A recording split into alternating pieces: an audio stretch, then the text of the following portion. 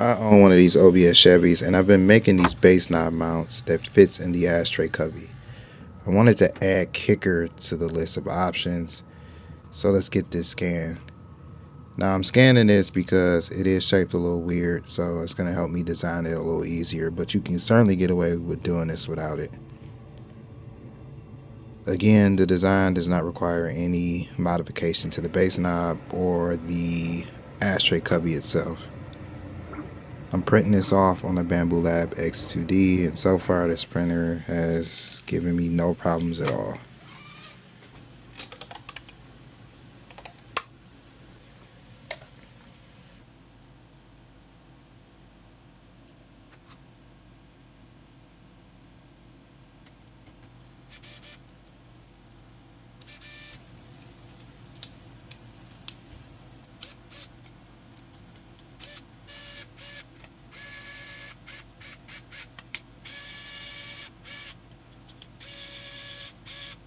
Alright, here's the finished product.